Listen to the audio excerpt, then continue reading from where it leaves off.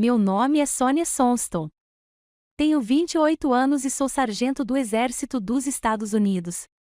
Passei a vida inteira seguindo ordens, mas nunca imaginei que a mais cruel delas viria da minha própria mãe. Naquela noite, o ar na nossa cozinha em Fayetteville estava mais tenso que uma pele de tambor. Eu estava exausta depois de passar meses esgotando todas as minhas economias de $10.000 e usando cada dia precioso da minha licença para organizar o casamento do meu irmão. Quando recusei calmamente sua última exigência absurda, minha mãe, Joyce, olhou para mim com os olhos frios como gelo. Sônia, disse ela, com a voz cortante o suficiente para cortar vidro, o maior presente que você pode dar ao seu irmão pelo casamento dele é desaparecer desta família para sempre. A sala inteira ficou em silêncio. Meu pai olhou para o purê de batatas. Meu irmão apenas sorriu. Naquele momento, a filha que sempre ansiara pela aprovação deles morreu. Um soldado se levantou em seu lugar.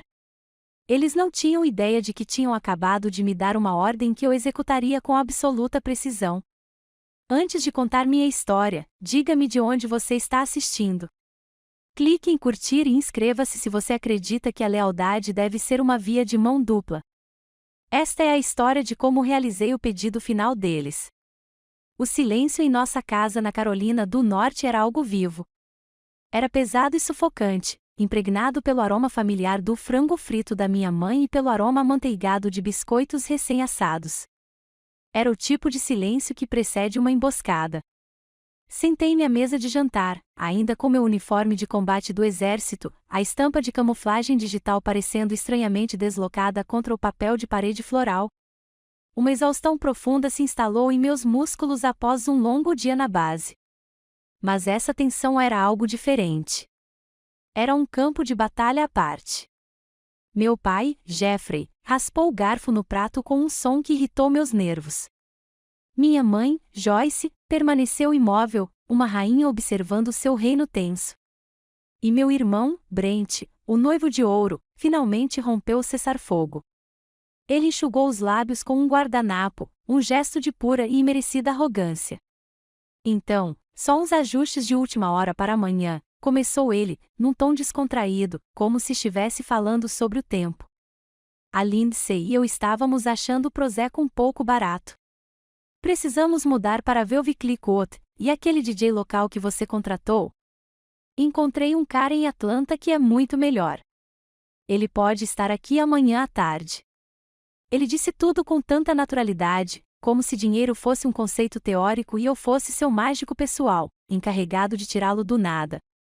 Respirei fundo, lenta e deliberadamente, tentando me firmar. Brent, eu disse, mantendo a voz calma e equilibrada, não podemos. O orçamento de $10.000 já era. Olhei ao redor da mesa, esperando um lampejo de compreensão. Esse dinheiro era o meu pagamento de risco da minha última missão no Afeganistão. Já foi tudo gasto. Os fornecedores já foram pagos.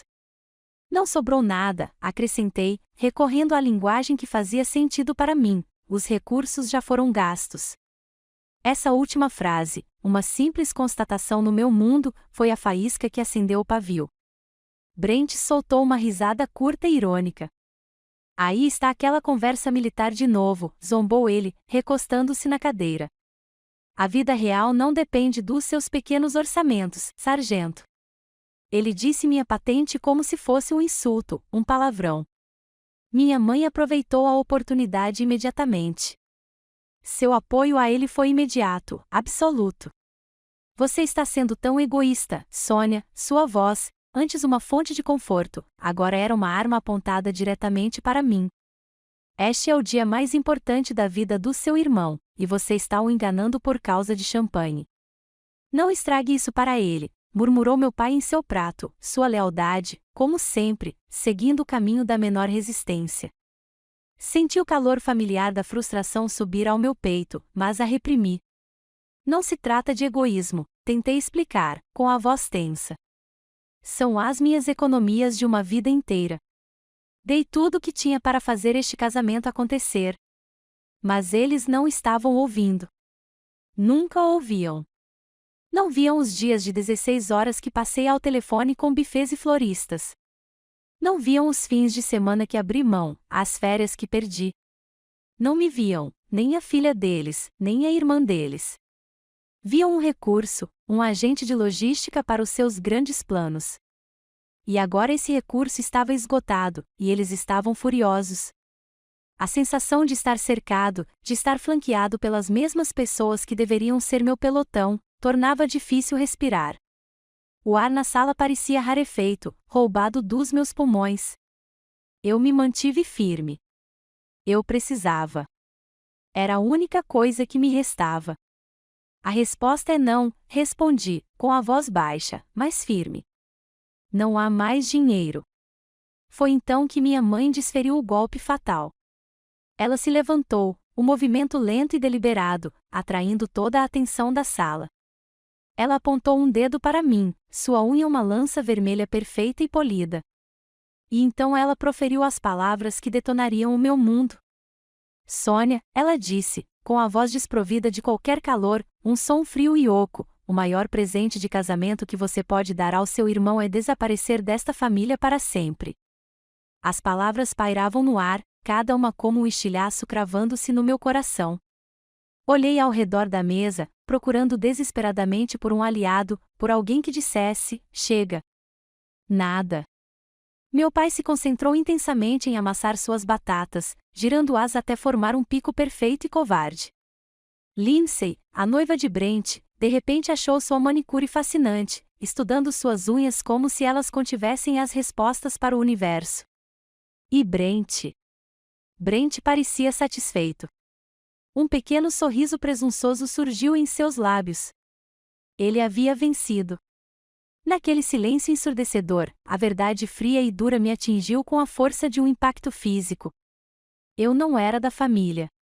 Eu era uma função, uma ferramenta, uma conveniência.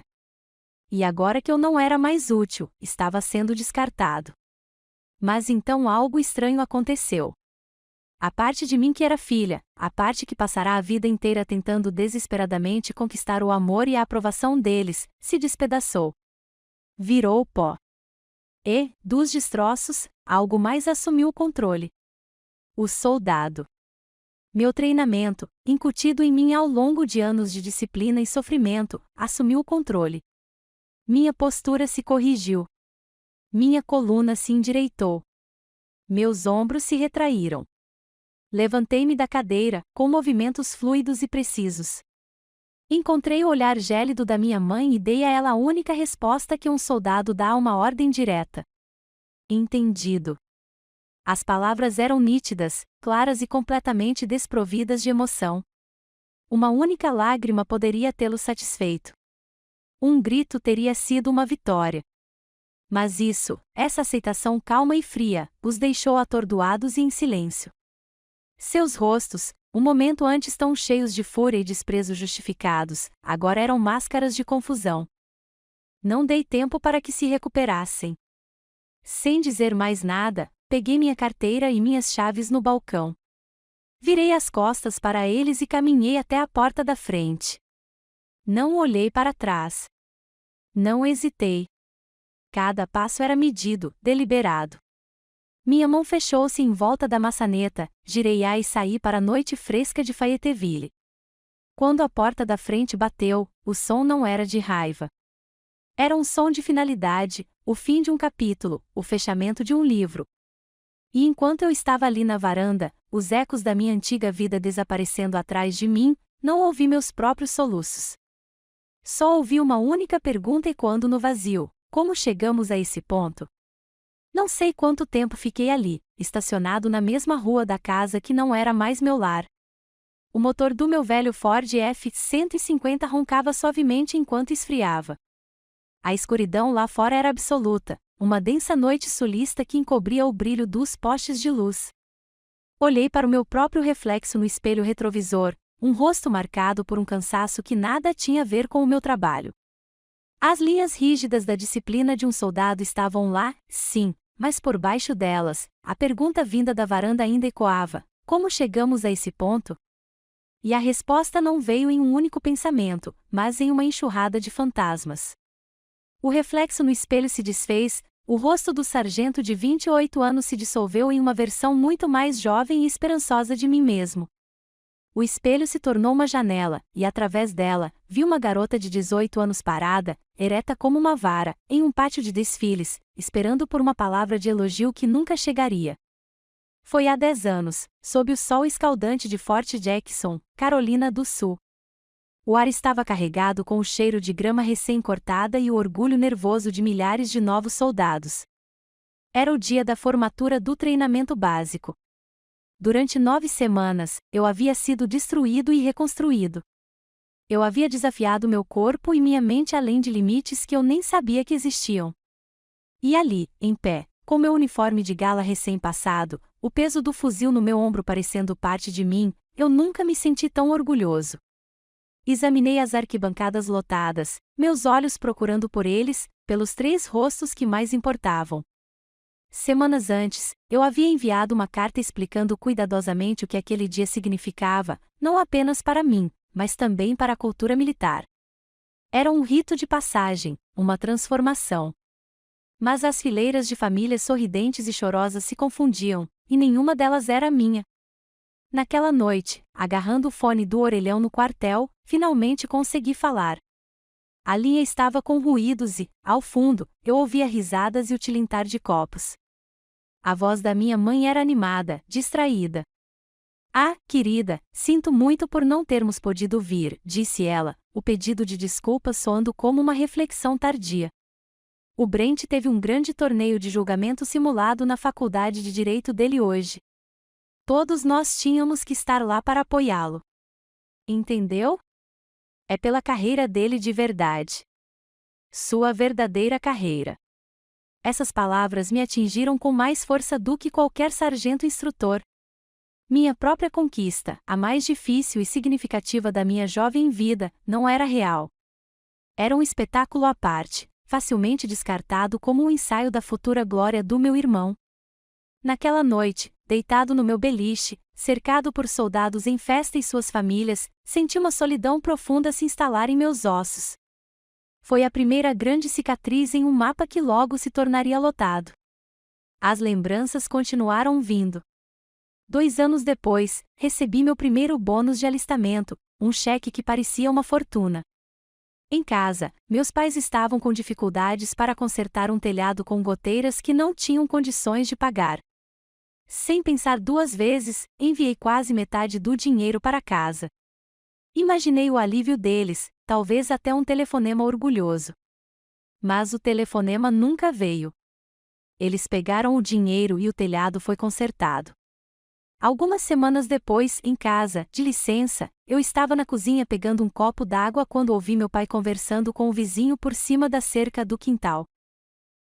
O telhado já está pronto, disse ele com um aceno casual. A Sônia mandou parte daquele dinheiro do exército para casa. O governo paga todo tipo de coisa para eles, sabia? Dinheiro do exército. Ele disse isso como se fosse ganhar na loteria, uma esmola do governo que não exigia esforço, nem risco. Ele não tinha noção das noites sem dormir, das marchas extenuantes, da ameaça constante que era o preço daquele cheque. Meu sacrifício não era um presente de uma filha amorosa. Era um direito, um benefício que lhes era devido. Eu era apenas um canal do Tesouro dos Estados Unidos para a conta bancária deles. E sempre foi assim. Minha vida era uma anedota, a de Brent era o evento principal. Quando eu voltava para a casa de licença, minhas histórias sobre exercícios de treinamento, sobre as pessoas incríveis que conheci, sobre os desafios que superei eram tratadas como atos de abertura. Elas eram interrompidas, encobertas, até que a conversa inevitavelmente se voltasse para Brent. Brent entrou com uma moção fascinante na semana passada. Brent almoçou com um sócio sênior. Lembro-me de uma visita com dolorosa clareza. Eu tinha acabado de receber a medalha de comenda do Exército pelo meu trabalho em um projeto de relações comunitárias. Era uma honra significativa, um pesado medalhão de bronze em um estojo forrado de veludo. Trouxe-o para casa, com o coração transbordando de um orgulho silencioso. Esperava que, só por uma vez, eles o compartilhassem. Meu pai o pegou, avaliou seu peso por um segundo e disse legal sem se comprometer. Ele o colocou na mesa de centro ao lado de uma pilha de revistas antigas da Southern Living. Na manhã seguinte, encontrei-o escondido entre um artigo sobre torta de nozes pecan e um anúncio de móveis para a varanda, esquecido. Naquele mesmo dia, minha mãe pendurou um novo porta-retratos na parede de honra da sala de estar. Era um artigo pequeno e granulado do jornal local sobre Brent vencendo um caso menor. A moldura era de mogno polido. Todos os sinais de alerta estavam lá, piscando como luzes vermelhas em uma pista de pouso. O mais claro veio do meu melhor amigo, meu companheiro de batalha, David Shen. Certa vez, cometi o erro de levá-lo para jantar em casa. Ele era educado, respeitoso e observador. No caminho de volta para Fort Bragg, o silêncio em sua caminhonete era pesado. Finalmente, ele falou, com a voz suave, mas firme. Sônia, disse ele, sem tirar os olhos da estrada, não quero me exceder, mas a maneira como te tratam não está certa. Ele fez uma pausa, escolhendo as palavras com cuidado. Eles não te veem. Eles veem um caixa eletrônico e um solucionador de problemas. Fiz o que sempre fazia. Fiquei na defensiva. Dei desculpas. Você não os entende. É assim que eles são. Eu os protegi, construindo um muro de negação em torno do comportamento deles, porque a verdade era dolorosa demais para encarar. Agora, sentada sozinha no escuro, com os nós dos dedos brancos no volante, as palavras de David voltaram à minha mente, não como um aviso, mas como um veredito. Ele estava certo. Ele estivera certo o tempo todo. Eu havia passado uma década ignorando uma montanha de evidências, descartando cada desprezo, justificando cada crueldade. Eu estava tão desesperada por um amor que estava disposta a acreditar em uma fantasia. Mas esta noite, a fantasia havia se esvaído em cinzas, e sob a luz dura e implacável da verdade, eu finalmente pude enxergar o mapa das minhas próprias cicatrizes. Cada uma delas era uma lição que eu me recusara a aprender até então. O mapa de cicatrizes não era apenas uma coleção de velhas feridas. Era um projeto. Explicava a lógica falha que me levou ao maior sacrifício da minha carreira, 2 anos antes daquele último e terrível jantar. Explicava a Operação Patriot Grill. Na época, eu era cabo e tinha acabado de receber um bilhete dourado. Haviam recebido ordens para me selecionar para um cargo de relações públicas no Pentágono. Não era apenas uma boa designação, era algo que me faria crescer na carreira. Para um soldado alistado, era como ser convocado para as grandes ligas. Eu estava comemorando com minha unidade em um bar local nos arredores de Fort Bragg, com o som de seus aplausos e tapinhas nas costas ecoando em meus ouvidos, quando meu telefone tocou. Era minha mãe. Sua voz estava fina, embargada por um pânico que eu não ouvia desde o funeral do meu avô. Sônia, acabou, ela gritou, as palavras saindo entre soluços. O restaurante. Vamos perder tudo. O Patriot Grill era mais do que apenas o seu negócio. Era sua identidade, um clássico restaurante sulista em Fayetteville, Carolina do Norte, servindo biscoitos e molho grave para os soldados antes do amanhecer e filé de frango frito para as famílias ao anoitecer. Era o seu sonho americano. E agora esse sonho estava se transformando em um pesadelo de contas não pagas e avisos de execução hipotecária. No credo do soldado, há uma frase que é martelada na sua cabeça desde o primeiro dia: jamais abandonarei um camarada caído. Ali, em meio à celebração do meu futuro, tudo o que eu conseguia ouvir era esse credo. Minha família era meu primeiro pelotão, e eles estavam caindo. Naquela noite, tomei uma decisão que meu comandante chamou de suicídio profissional. Respeitosamente, recusei a designação para o Pentágono e pedi uma licença prolongada. Meus camaradas estavam em apuros. Um soldado não foge disso. Retornar a Fayetteville foi como ser enviado para uma zona de desastre. O restaurante estava sangrando dinheiro. O moral estava em zero. E meus pais estavam paralisados pelo desespero. Então, fiz a única coisa que sabia. Tratei aquilo como uma campanha militar. Tornei-me o comandante da Operação Patriot Grill. As primeiras semanas foram uma missão de reconhecimento brutal. Aprendi sobre os livros, os fornecedores, a equipe, o estoque. Depois veio a fase operacional. Meus dias começavam às 4 horas da manhã e terminavam bem depois da meia-noite. Eu era o primeiro a entrar e o último a sair. Eu ficava de pé 18 horas por dia, um ciclo constante de esfregar pisos engordurados, negociar com vendedores irritados, virar hambúrgueres na grelha durante o horário de pico do almoço e esfregar panelas até minhas mãos ficarem em carne viva. O cansaço era imenso, um peso físico que se instalou profundamente em meus ossos. Mas a missão me impulsionou para a frente. Reformulei toda a estratégia. O cardápio foi reformulado para agradar diretamente meus colegas soldados de Fort Bragg. Adicionei o Reveille Scramble, um prato enorme de ovos, bacon, linguiça e batatas, pensado para alguém prestes a correr 16 quilômetros. Usei minha rede de contatos, minhas amizades, minhas conexões na comunidade militar. Distribuí panfletos na base. Ofereci descontos para diferentes unidades. Lentamente, o Patriot Grill se tornou um centro não oficial, um lugar onde os soldados podiam saborear uma refeição sólida e reconfortante com o sabor de casa. Dediquei cada grama da minha disciplina, do meu suor e até das minhas lágrimas ao piso de linóleo rachado daquele lugar. Eu estava defendendo um posto avançado e me recusei a deixá-lo cair. E depois de 6 meses extenuantes, a batalha estava vencida. O restaurante não estava apenas sobrevivendo, estava prosperando. As dívidas estavam quitadas. O salão estava lotado todas as noites. Estávamos no azul, mais lucrativos do que nunca. Eu tinha conseguido. Eu tinha completado a missão. Um profundo sentimento de orgulho tomou conta de mim. Eu havia encarado uma situação impossível e, por pura força de vontade, eu havia vencido. Voltei para minha unidade em Fort Bragg, com o corpo dolorido, mas o espírito em êxtase.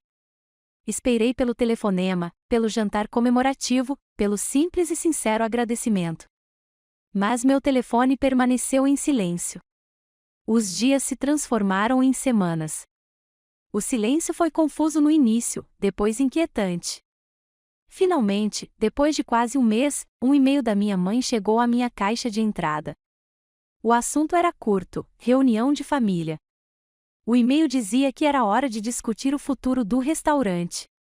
Uma centelha de esperança se acendeu em meu peito. Era isso. Era o momento em que eles finalmente reconheceriam o que eu havia feito. Entrei naquela reunião me sentindo como um soldado retornando de uma campanha vitoriosa, pronto para ser condecorado. Mas não houve cerimônia. Não houve palavras de gratidão. Em vez disso, meus pais sentaram-se à cabeceira da mesa, com meu irmão Brent ao lado, parecendo incrivelmente presunçoso. Minha mãe pigarreou e fez o anúncio. Eles haviam decidido, disse ela, transferir a gestão em tempo integral do Patriot Grill para Brent. O motivo? Brent é advogado, afirmou ela, como se fosse a coisa mais óbvia do mundo. Ele tem vocação para os negócios. As palavras davam a entender que meus 6 meses de sangue e suor, meu planejamento estratégico, minha recuperação bem-sucedida de uma empresa falida não passavam de trabalho braçal. Brent, que não tinha sequer limpado um balcão durante toda a crise, apenas sorriu. Inclinou-se, deu-me um tapinha condescendente no ombro e proferiu a frase que vaporizou qualquer esperança que eu ainda tivesse. Bom trabalho na missão de apoio, mana. Missão de apoio. As palavras ecoavam na minha cabeça. Eu estava em apoio. Eu era o comandante. Eu era o estrategista. Eu era a infantaria na linha de frente. Naquele momento único e devastador, compreendi a amarga verdade. Eu poderia vencer todas as guerras por eles, mas nunca, jamais, me daria um lugar à mesa dos vencedores.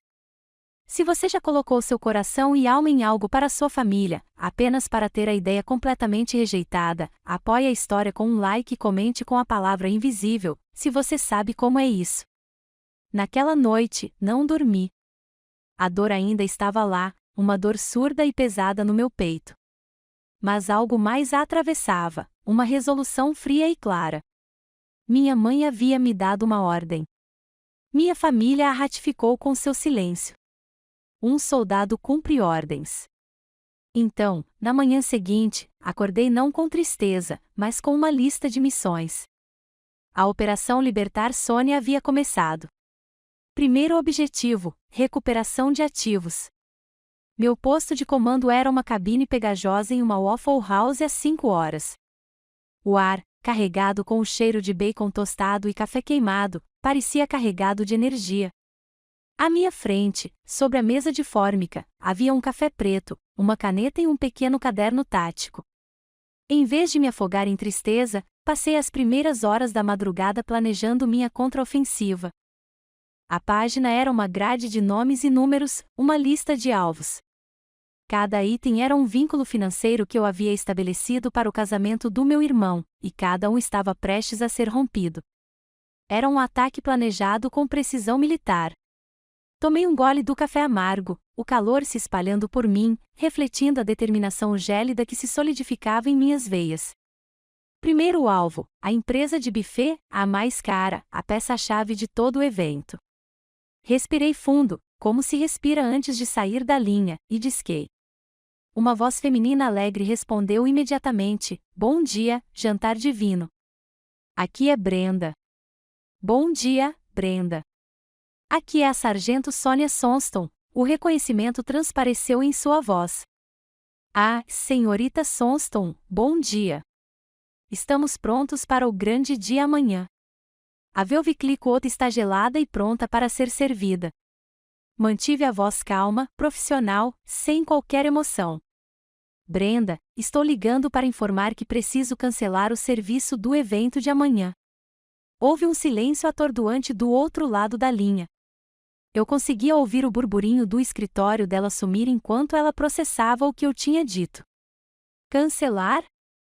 Mas o casamento é amanhã." "Isso mesmo," respondi calmamente. "De acordo com o nosso contrato, cancelamentos são permitidos até 24 horas antes do evento para reembolso integral do depósito. Paguei o depósito de $7.000 no meu cartão de crédito. Preciso que você processe o reembolso hoje." Mais silêncio. Eu quase conseguia ouvir o folhear frenético das páginas enquanto ela verificava o contrato. Sua voz, quando retornou, estava aturdida. Sim, estou vendo isso aqui. É muito incomum, senhorita Sonston." "Estas são circunstâncias incomuns," respondi, com as palavras curtas e conclusivas. "Por favor, confirme quando o reembolso for processado." Sim, claro," ela gaguejou. "Eu cuido disso agora mesmo." A ligação terminou. Tracei uma única linha reta sobre o primeiro item da minha lista. Uma onda de algo poderoso, algo que eu não sentia há muito tempo, me percorreu. Era controle. As peças do dominó começaram a cair. Próximo alvo, a floricultura. Mesmo roteiro, mesmo tom calmo e inabalável. O proprietário protestou, falando sobre as rosas importadas que já estavam em seu refrigerador. Remetiu à cláusula de cancelamento do contrato. O reembolso foi processado. Tracei outra linha no meu caderno. Em seguida, a banda ao vivo de Atlanta. Eles estavam mais irritados, mais agressivos. Não discuti. Simplesmente expus os fatos do nosso acordo. Ameaçaram me cobrar uma taxa de cancelamento. Informei que contestaria o acordo com a administradora do meu cartão de crédito, citando o contrato que haviam assinado. Eles recuaram. Outra fala. O decorador do local, o serviço de limusine, um por um, desmanchei o casamento que eu havia financiado sozinho. Cada ligação era um ataque preciso e cirúrgico. Fui educado. Firme. Inabalável. Era um sargento do Exército dos Estados Unidos executando uma missão. Não havia obstáculos. Havia apenas alvos a serem neutralizados. Às 8 horas, enquanto o sol da manhã entrava pelas janelas engorduradas do Waffle House, minha missão estava concluída. Verifiquei meu aplicativo bancário. Uma série de depósitos havia aparecido, um após o outro. No total, $9.500 haviam sido devolvidos à minha conta. Olhei para o número na tela. Não era apenas dinheiro. Era o meu pagamento por ter sido destacado do Afeganistão. Era a minha liberdade. Era justiça, feita não por um tribunal, mas por uma série de telefonemas discretos, de madrugada. Aproximadamente às 9 horas, a tempestade desabou. Meu telefone, que estava silencioso, explodiu. A primeira ligação foi do Brent. Deixei cair na caixa postal. Sua mensagem estava frenética, sua voz embargada de pânico. Sônia, que diabos está acontecendo? O buffet acabou de me ligar. Disseram que você cancelou tudo. Me ligue de volta agora. Olhei para o nome dele na tela, um sorriso surgiu nos meus lábios, e silenciei o telefone. Depois vieram as mensagens, uma enxurrada delas. Depois, as mensagens de voz da minha mãe, uma sinfonia de histeria crescente. A primeira foi pura raiva. Sônia Marie Sonston, me ligue agora mesmo. Você está destruindo esta família. A próxima foi permeada por uma súplica desesperada. Por favor, querida, o que está acontecendo? Por que você fez isso com o seu irmão?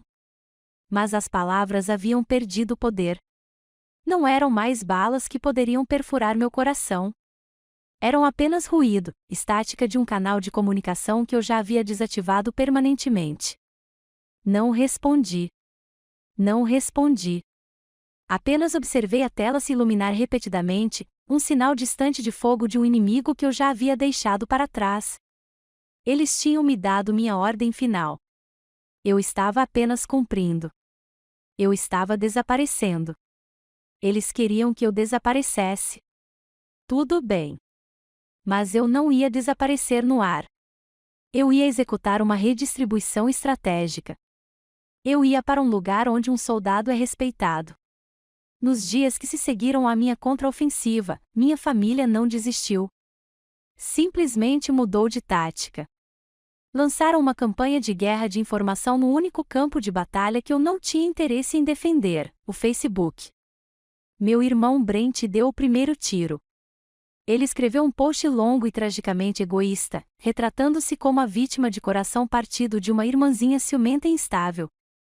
Ele falou que seu dia especial foi deliberadamente sabotado pelo meu comportamento errático. Ele nunca mencionou os $10.000, é claro. Ele apenas criou uma narrativa que o tornou novamente o filho de ouro, agora injustamente perseguido. Os reforços chegaram rapidamente. Meus tios e tias, primos com quem eu não falava há anos, inundaram a seção de comentários com seu apoio. Pobres Joyce e Jeffrey, por terem que suportar uma criança tão difícil. Estamos rezando por você, Brent.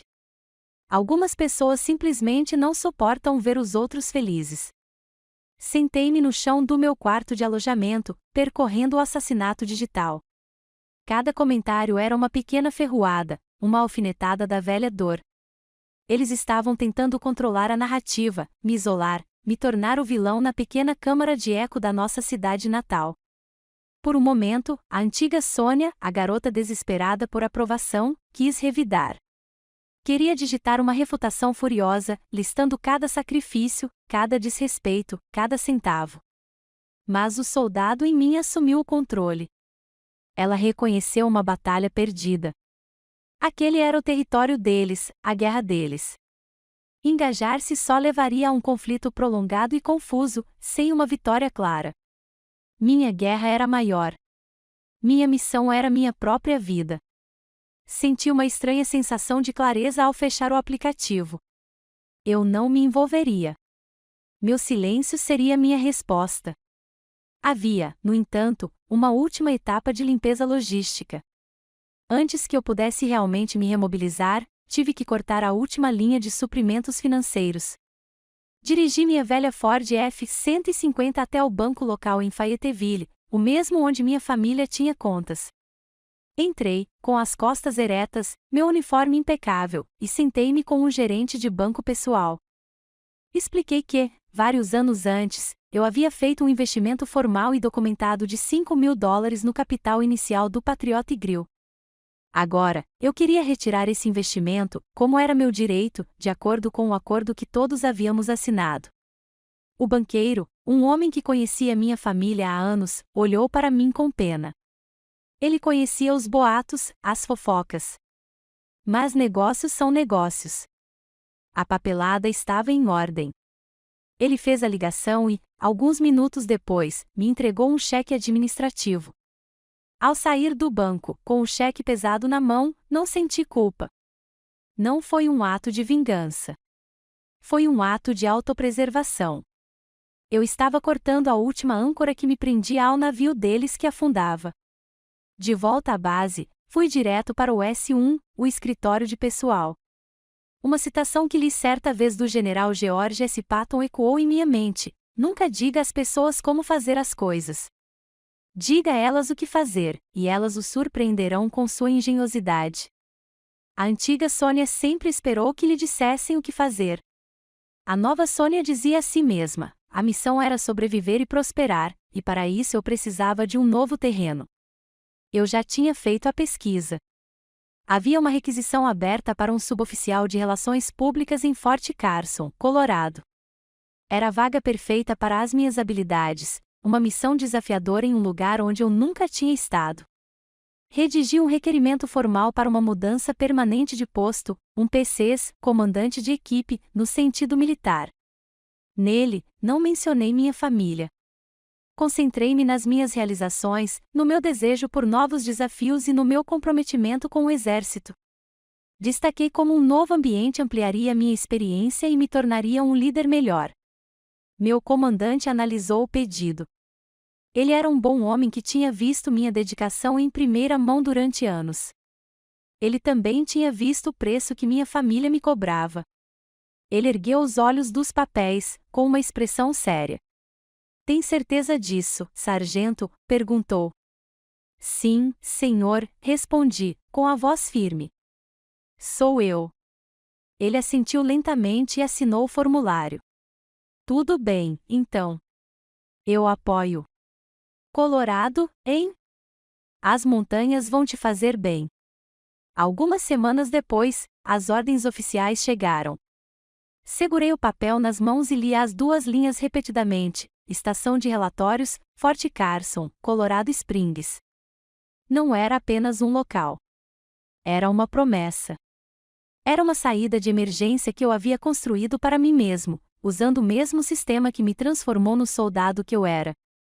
No dia em que deixei Fayetteville, uma chuva suave do sul caía, lavando o mundo.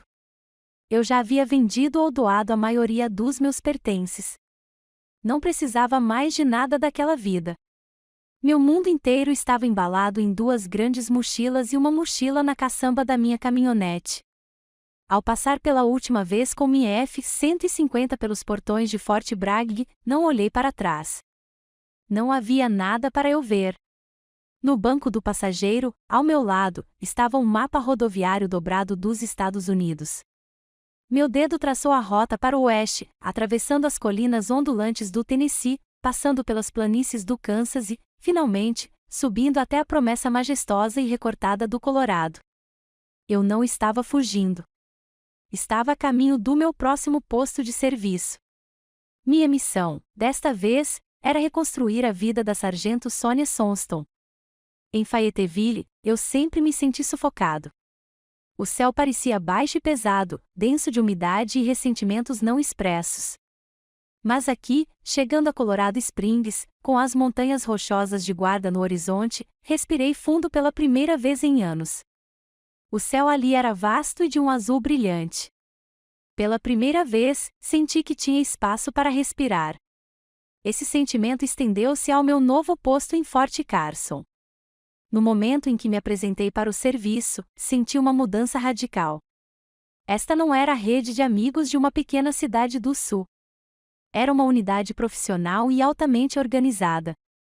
Minha nova comandante, uma major perspicaz e objetiva, me recebeu revisando meu histórico de serviço, sem perguntar quem era minha família.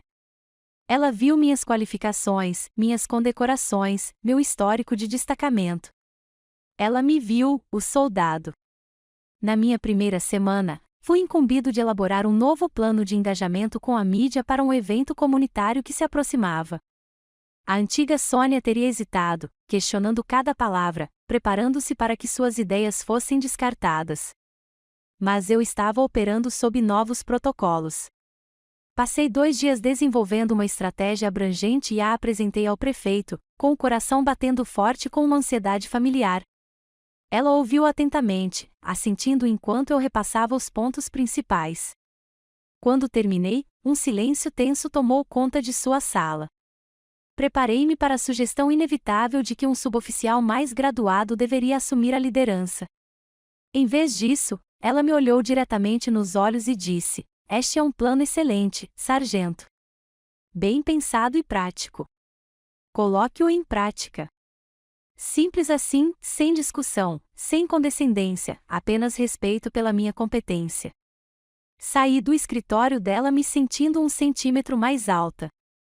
Era algo tão simples, ser ouvida, ser valorizada, mas parecia uma língua estrangeira que eu finalmente estava começando a entender. A cura continuou do lado de fora dos portões da base. Numa tarde de sábado, explorando a área, me deparei com uma pequena cafeteria independente escondida em um shopping center chamado Greenstone. No momento em que entrei, soube que estava entre os meus. O ar cheirava a café torrado escuro e couro velho, e as paredes estavam cobertas de memorabilia militar.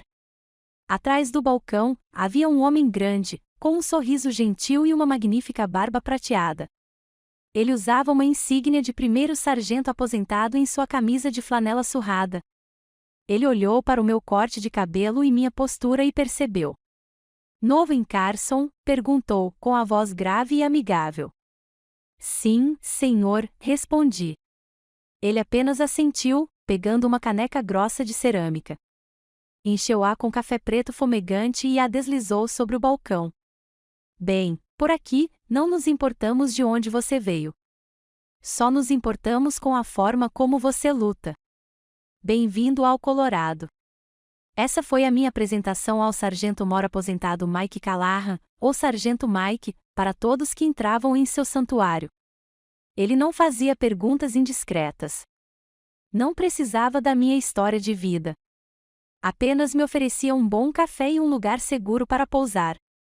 O Greenstone se tornou meu refúgio, um lugar onde eu podia simplesmente sentar e ser, sem julgamentos, sem expectativas. Foi o Sargento Mike quem me incentivou a explorar o verdadeiro Colorado. "O exército pode curar muitas coisas, Sonston", ele me disse um dia. "Mas as montanhas podem curar o resto." Então, comecei a fazer trilhas. Minha primeira viagem solo foi ao Jardim dos Deuses. Em meio àquelas colossais e antigas formações rochosas vermelhas, senti-me infinitesimalmente pequeno. E, pela primeira vez, isso pareceu algo bom. As pedras silenciosas e imponentes testemunharam milênios. Meu drama familiar, minha dor pessoal, de repente pareceram insignificantes diante de tamanha grandiosidade atemporal. Caminhei pelas trilhas da montanha Cheyenne, forçando meu corpo em subidas íngremes, com a sensação de queimação nos pulmões como uma purificação.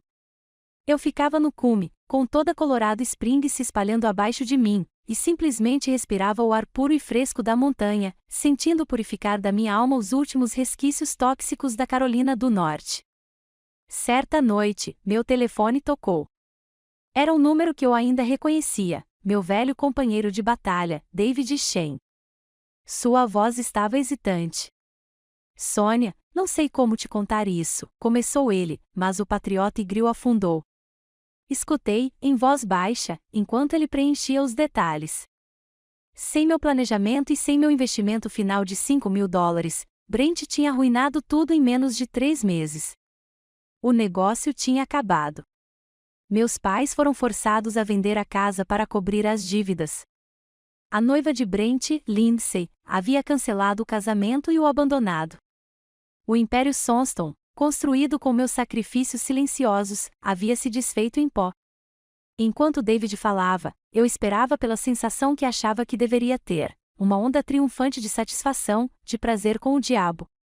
Mas ela nunca veio. Não houve alegria, nem eu avisei.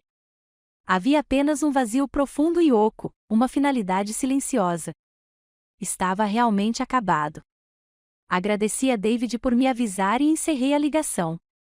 Caminhei até a pequena janela do meu apartamento e olhei para a silhueta das montanhas rochosas contra o céu crepuscular. E a única emoção que senti foi uma onda avassaladora de gratidão, gratidão por estar ali, a milhares de quilômetros dos destroços, gratidão por ter sido corajosa o suficiente para obedecer à minha maneira. As palavras do sargento Mike naquele primeiro dia ecoavam em minha mente: no exército, não deixamos um camarada para trás. Durante anos, apliquei mal esse juramento sagrado à minha família, acreditando que era um dever cego. Mas, sentado no conforto tranquilo do Greenstone, observando aquele sargento aposentado tratar cada soldado que entrava por sua porta com um respeito rude e inabalável, finalmente entendi. Não era um dever cego. Era uma escolha. Tratava-se de escolher quem era digno de sua lealdade. O sargento Mike se tornou mais do que um simples cafezinho. Ele se tornou o mentor que eu nunca tive. Ele tinha um jeito de ouvir que fazia você se sentir visto. Eu me pegava falando, as histórias do meu passado se espalhando em fragmentos desconexos, e ele apenas assentia, sem tirar os olhos do meu. Ele nunca julgava.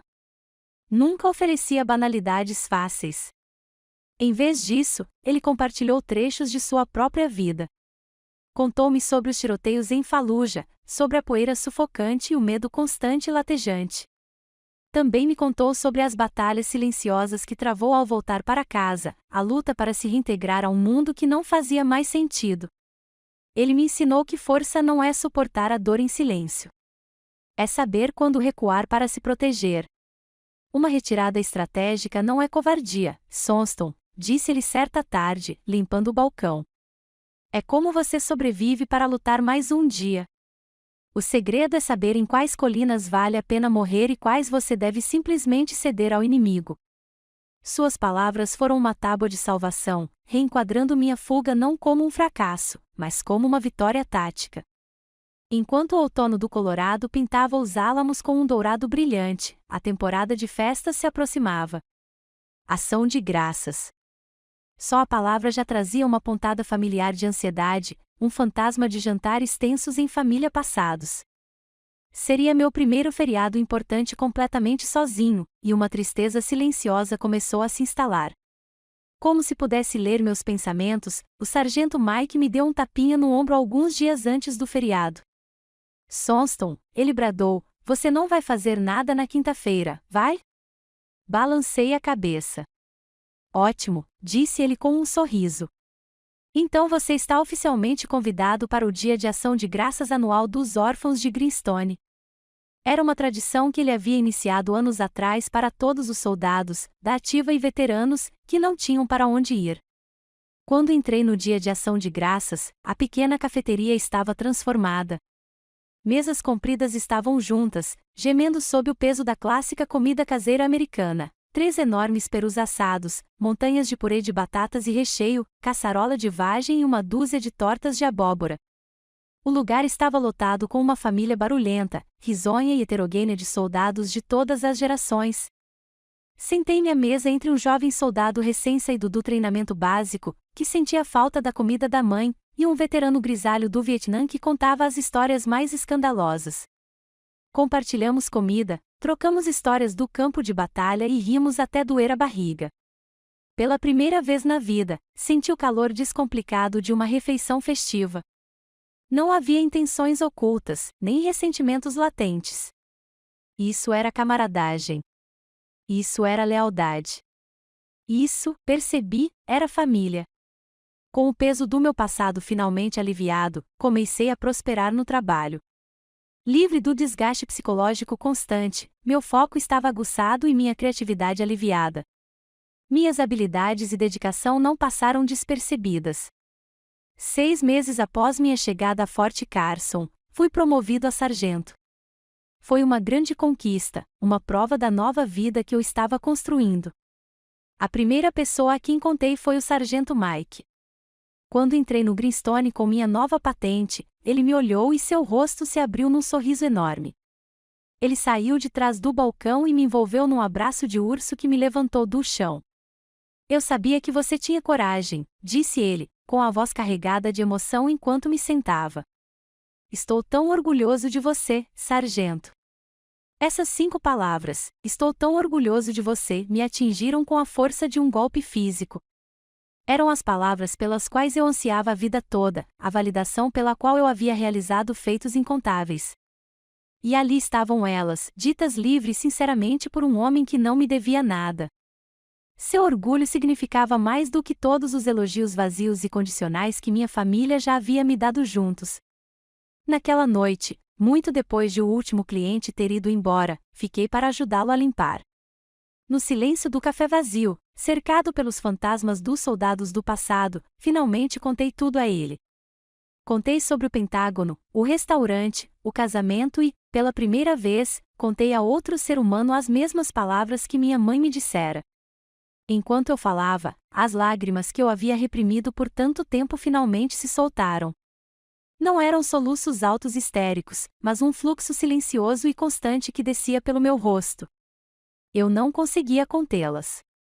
O sargento Mike não disse uma palavra. Ele apenas puxou um banquinho, sentou-se ao meu lado e colocou uma mão pesada e reconfortante no meu ombro, deixando-me chorar tudo. Quando as lágrimas finalmente cessaram, ele olhou para mim, com um brilho feroz e protetor nos olhos.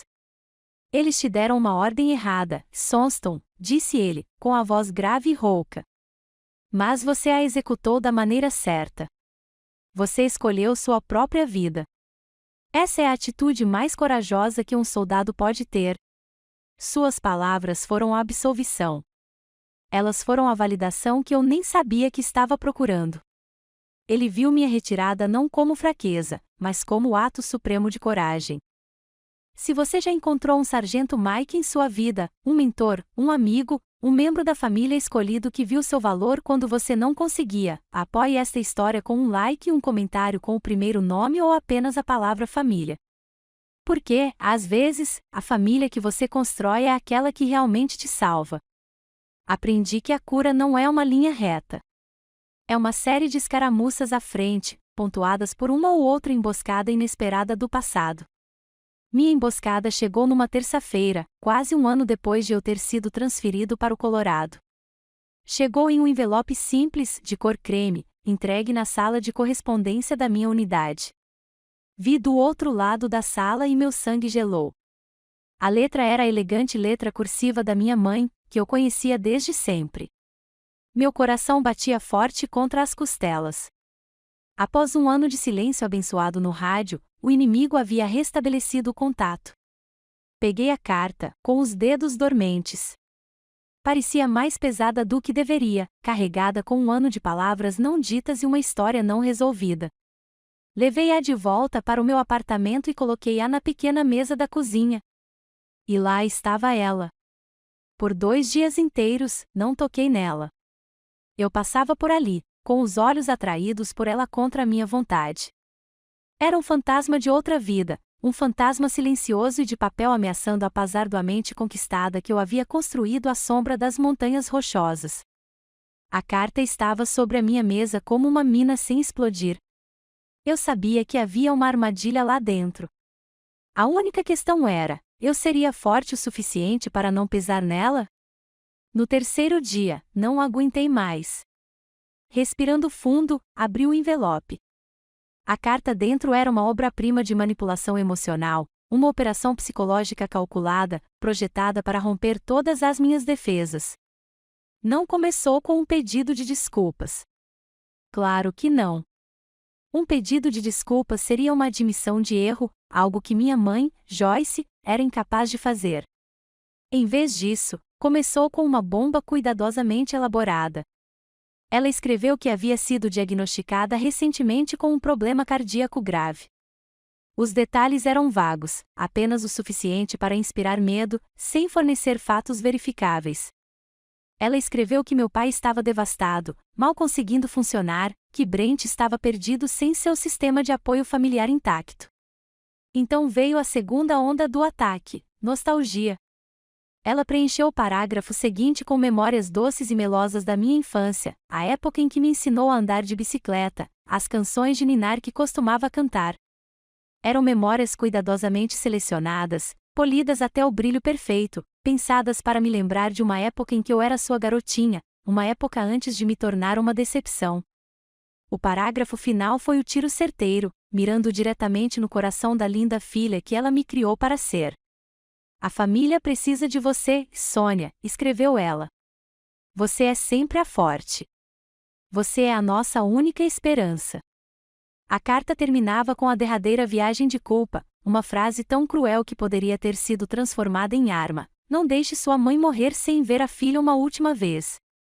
E apesar de tudo, apesar dos anos de negligência, da humilhação pública, da ordem final e brutal para desaparecer, funcionou. Uma parte de mim, a garotinha esperançosa que passará a vida ansiando pelo amor deles, sentiu uma pontada nauseante de culpa. E se ela estivesse dizendo a verdade? E se o coração dela estivesse mesmo falhando? Que tipo de monstro eu seria se ignorasse o apelo da minha mãe moribunda? Passei aquela noite olhando para o teto, minha mente uma zona de guerra. Suas palavras ecoaram na escuridão, me puxando de volta para o turbilhão familiar e tóxico de dúvida e obrigação. O passado lançava um contra-ataque poderoso, e minhas defesas começavam a ruir. Na manhã seguinte, depois de uma noite sem dormir, olhei-me no espelho. A mulher que me encarava tinha olheiras, o rosto marcado pela velha e familiar ansiedade. Eu sabia que não conseguiria enfrentar aquilo sozinha. Dobrei a carta, coloquei-a no bolso e fui direto para o Greenstone. O sargento Mike estava atrás do balcão, como sempre, uma figura reconfortante no meu novo mundo. Ele olhou para o meu rosto e sua expressão amigável se transformou em preocupação. Problemas? Perguntou ele, em voz baixa. Não disse uma palavra. Apenas tirei a carta do bolso e a entreguei a ele. Ele a pegou, encostando-se no balcão, e leu com atenção. Seu rosto era uma máscara de pedra, completamente legível. Ele leu uma vez, depois leu novamente, seus olhos examinando as linhas como se estivesse analisando informações inimigas. Quando terminou, dobrou-o com precisão e colocou-o no balcão entre nós. Olhou-me fixamente nos olhos e, com a calma e a autoridade inabalável de um sargento-mor, disse uma única frase que cortou toda a minha névoa emocional: isto é uma emboscada, sargento. Ele bateu na carta com um dedo grosso. Veja as táticas. A informação é vaga, uma doença cardíaca grave, sem detalhes específicos. O objetivo é criar o máximo de medo com o mínimo de fatos. Depois, você tem o apelo ao sentimento do passado, tentando amenizar o alvo. E, finalmente, a arma principal: usar a culpa para fazer você se sentir o único responsável pelo resultado. Ele se aproximou um pouco mais, a voz assumindo um tom grave e sério. Eles não mudaram, Sônia. Só mudaram de tática. Isto não é um tratado de paz. É uma isca. Não caia na armadilha deles. Suas palavras foram como um balde de água gelada, trazendo meu sistema de volta à clareza. Ele não estava me dizendo o que sentir. Ele estava me mostrando o que ver. Ele viu a carta não como um apelo desesperado de uma mãe amorosa, mas como uma manobra calculada de um manipulador emocional habilidoso. Ele a viu pelo que realmente era, e agora, eu também. Saí do Greenstone e voltei para o sol brilhante do Colorado, com as palavras do sargento Mike ecoando em minha mente: isto é uma emboscada. Ele estava certo. E, pela primeira vez, eu vi aquilo com a clareza fria e dura de um soldado, não com os olhos turvos e cheios de lágrimas de uma filha. A névoa emocional havia se dissipado, e o que restava era a verdade nua e crua do campo de batalha. Passei a vida inteira seguindo suas ordens. Hoje, eu daria a minha primeira e mais importante ordem a mim mesmo: viva! De volta ao meu apartamento, uma estranha e profunda sensação de calma tomou conta de mim. Não havia raiva borbulhando sob minha pele, nenhum desejo de um confronto gritante e choroso por telefone. Percebi que qualquer explosão emocional era exatamente o que eles esperavam, aquilo de que se alimentavam. Envolver-se em seu teatro de caos seria jogar o jogo deles de acordo com as regras deles. Minha resposta tinha que ser diferente. Tinha que ser executada com força, não com mágoa. Tinha que ser precisa, controlada e decisiva. Tinha que ser um ato de comando. Sentei-me à minha pequena escrivaninha, o lugar onde pagava minhas contas e planejava minhas semanas. Colados na parede ao redor dela estavam os artefatos da minha nova vida, meu próprio muro de honra pessoal.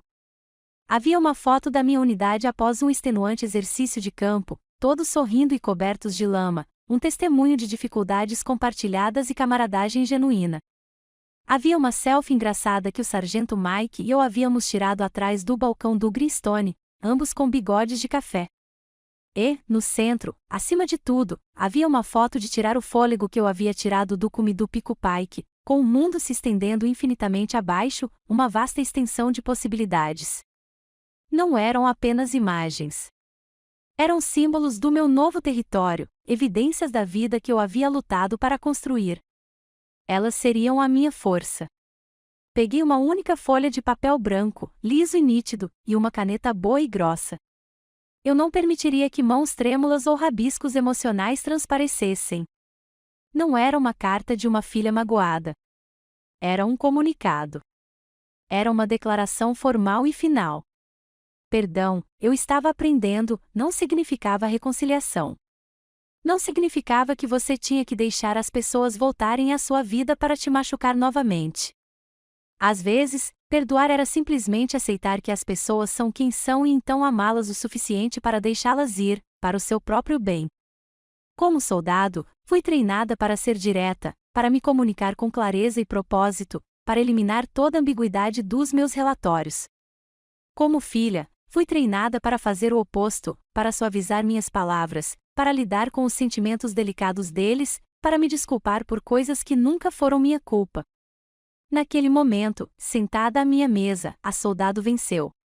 Pensei na Declaração de Independência dos Estados Unidos, um documento que estudei e jurei defender. Ela não apenas listava queixas ou implorava por compreensão. Ela declarava um novo e distinto estado de ser. Reivindicava os direitos inalienáveis à vida, à liberdade e à busca da felicidade. Minha família, o país em que nasci, violava sistematicamente todos os três. Esta carta seria minha declaração pessoal de independência. As palavras saíram rápidas, simples, isentas da raiva e da dor que definiram grande parte da minha vida. Eu sabia exatamente o que precisava ser dito e, mais importante, o que precisava ficar por dizer. Queridos mamãe e papai, recebi sua carta. Desejo tudo de bom a vocês dois e espero que a saúde da mamãe melhore. No entanto, minha vida e meu dever agora são aqui no Colorado. Não voltarei. Era isso. 3 frases simples, respeitosas e inquebráveis. Nenhuma acusação que pudesse gerar discussão. Nenhuma justificativa que pudesse ser distorcida e usada contra mim. Nenhuma súplica para que finalmente entendessem, porque agora eu entendia que nunca entenderiam. Não havia mais nada a explicar. Havia apenas um limite, traçado não na areia, mas no concreto. Parei antes de assinar, com a caneta pairando sobre o papel. Quem eu era agora? O reflexo na janela escura me mostrou. Eu não era a garotinha assustada que tentará desesperadamente conquistar o amor deles. Eu era uma líder. Eu era uma profissional. Eu era uma mulher que havia forjado uma identidade nova e mais forte no próprio fogo da rejeição deles. Assinei meu nome com o título que ganhei por mérito próprio, suor próprio, honra própria, Sargento Sonia Sonston. Na manhã seguinte, caminhei até a caixa de correio azul dos Correios dos Estados Unidos no final da minha rua. O ar estava fresco e revigorante. A carta parecia leve em minha mão, impossivelmente leve para o peso geracional que carregava. Puxei a alça, deslizei-a pela fenda, e o barulho metálico ao cair lá dentro foi o som mais satisfatório que eu já ouvirá. Era o som de uma fechadura se fechando firmemente. O som de uma ação final e decisiva. Eu havia atendido à ordem original deles. Eu havia desaparecido da vida deles, mas não da maneira que pretendiam.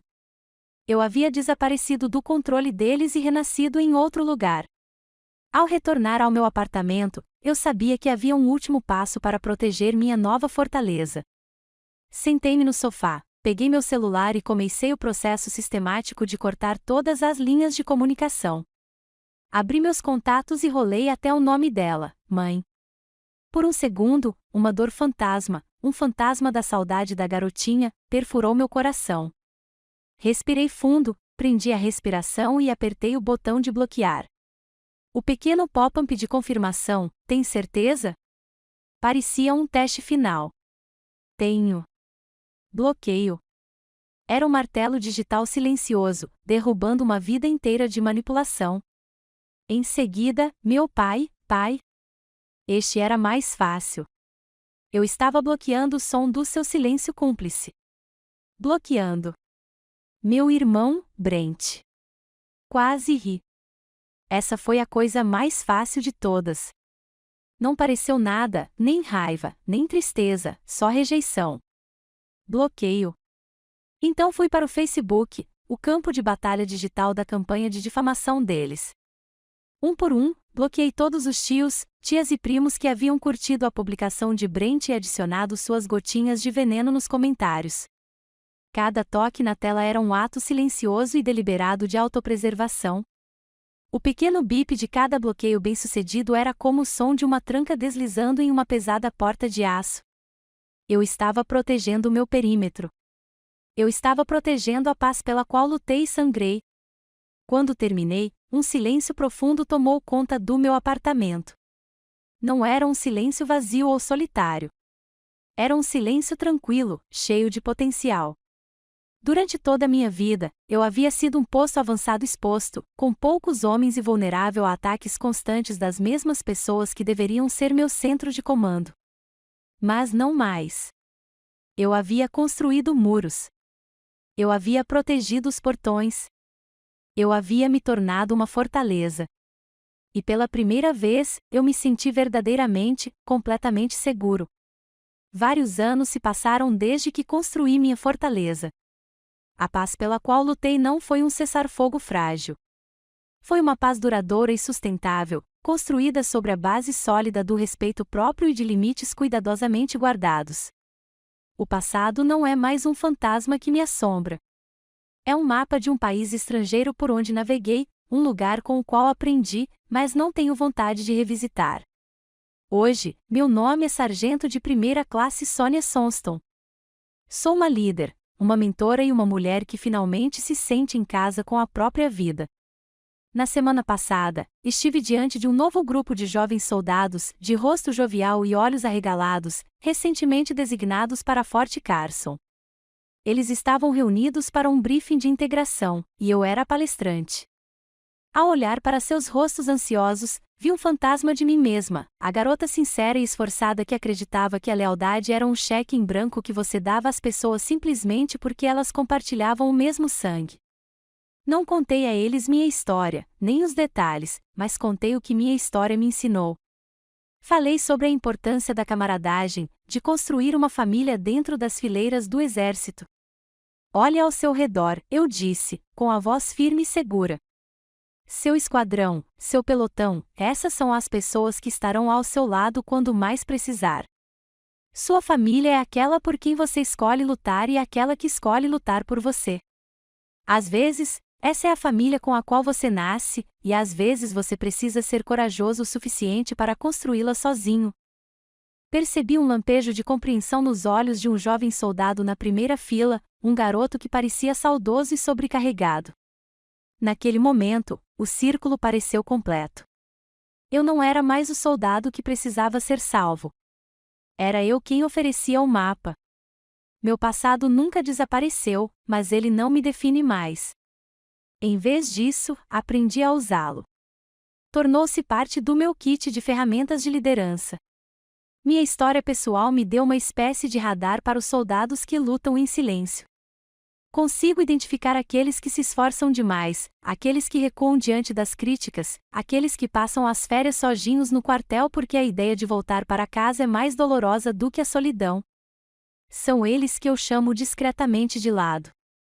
São eles que eu convido para o Greenstone.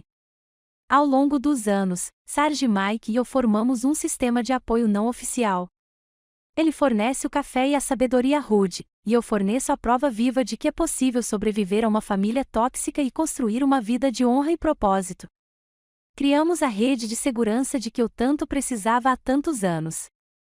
Minha dor, antes uma fonte de vergonha e isolamento, foi reaproveitada. Tornou-se um legado de empatia. Como disse uma vez a grande poetisa americana Maya Angelou, você pode não controlar todos os eventos que acontecem com você, mas pode decidir não ser reduzido por eles. Eu decidi. Minha vida aqui no Colorado é plena, não perfeita, não isenta de desafios, mas genuína e profundamente plena. Tenho uma carreira que amo, uma que me impulsiona e me dá propósito. Tenho uma comunidade, uma família escolhida de soldados e veteranos que entendem a lealdade como algo conquistado, não exigido. E tenho uma paz de espírito que parece uma chama silenciosa e constante dentro de mim. Eu ainda faço trilhas.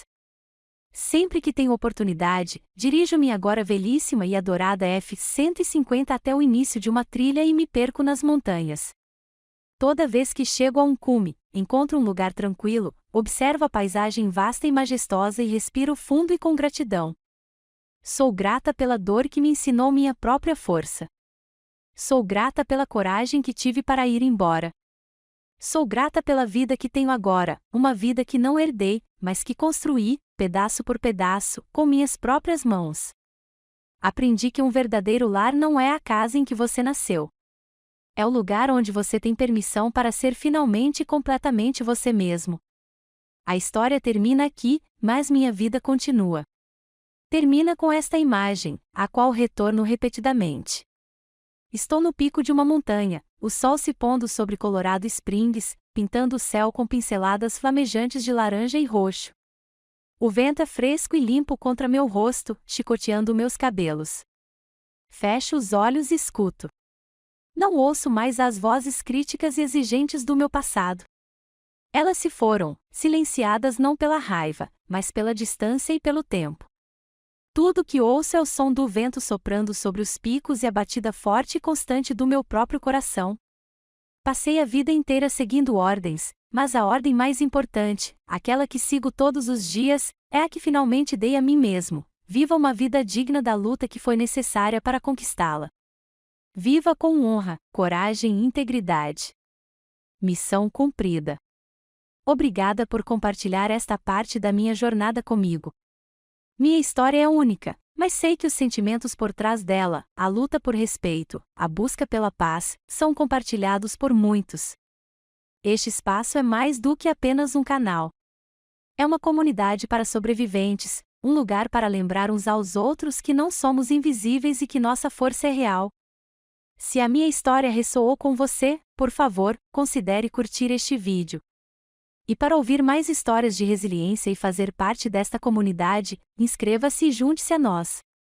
Deixe uma palavra nos comentários que descreva sua própria missão.